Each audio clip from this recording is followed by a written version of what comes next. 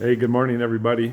It's Sunday morning, November 2023. I'm in Oakville, Ontario, doing a fairy day at Maggie's studio. She's one of my favorite people in the whole wide world. I'll give you a quick tour, and I want to talk about something really important. But first, check this out.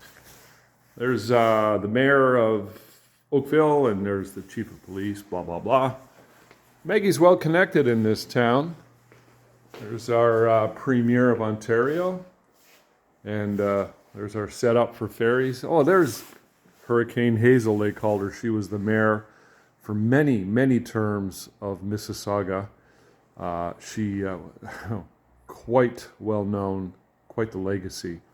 I think she lived to be 100 years old. Anyways, Maggie photographed her a couple of years ago. I think she's passed away since then. So, well, let me show you this. This is Maggie's studio. I'm going to go outside in a minute and just kind of give you the lowdown. It's a little bit cluttered because we're here setting up for Fairy Day. But let's talk about this. This is far more important. I come into Maggie's studio and what do I see?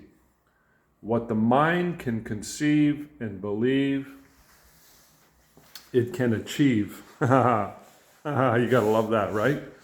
So listen, this is an old school success principle. I remember reading that when I was like 20 years old, way back when. I used to read I still read a lot of books, Think and Grow Rich and Power of Positive Thinking and a lot of that kind of stuff. And, you know, some people poo-poo that stuff and they say, that's all hooey. Well, okay, whatever. Believe what you want to believe. But I am a firm believer that if you apply that principle in your life, if you apply the principle of what you can conceive in your mind, you can achieve. And I'm going to give you my best arguments for them. And, there's Maggie's dream right there. She owns one of these condos in Oakville and living the dream. She's been running this studio of hers for, I think, going on 12 years. And she talks about her struggles back in the early days. It's quite intense. I've interviewed her many times, and she used to say, and probably still would today, that she went to the moon with a shovel. She's got a way with words. I went to the moon with a shovel, which sounds, if you really dissect that statement, the moon, it's impossible to get to the moon. Once you're there, you got to build something, but all you got is a shovel. So if you ever heard her story, you'd understand where she's coming from. She had some massive struggles. And the one thing that kept her through was that statement, what you can conceive, you can achieve. And that's important to remember because it all starts in your mind. I believe that 110,000%. It all starts in your mind. I think one of the hardest things for people to do, period, bar none, is to know what they want. Most people are driven by fears. And if you're really honest and courageous, you'll recognize that in yourself. That fears are really, we're human animals. We're all these, we're biologically made up. We're not meant to be happy by nature. We're here for survival. So there's a real struggle between our consciousness and our biological side. And one of the things that drives us the most is fear. So it's hard to say, okay, what is it that I want? What do I want out of life?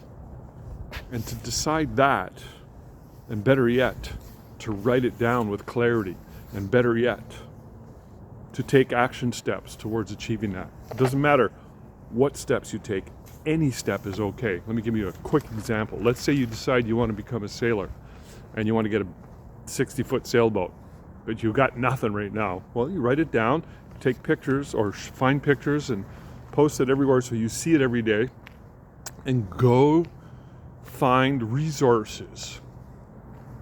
If you go to a bookstore and find a book on sailing, that is an action step, any action step. But the important thing is to remember is that the mindset is more important than anything. You know, it's easy to say, it's not going to work, or to find a dozen reasons why something's not going to work, and just to anchor down into that mindset. When you do that, you're not going to achieve anything. when you decide this is what I want, a specific thing, and it's also important to realize, and I've been through this a million times, I thought I wanted one thing, but I didn't. Actually, it was something else. And that's part of the journey. So it's okay to change your mind. Totally okay to change your mind. If you can conceive of something and you decide, well, you know, that's not really what I wanted. I thought I wanted that, but I wanted this instead. That's part of your journey. The important thing is to have the right mindset so that you can nurture your creative process. When you nurture your creative process and you load it up with a whole pile of courage. You know, if you look at the word courage, it comes from the word. It's a French, probably Latin. It means heart. Corps, heart. Lots of passion. So you have to believe in what it is that you can conceive. Not look externally for answers. Look deep inside yourself. And then from there, pursue. It's never a straight line. It's always a zig and a zag.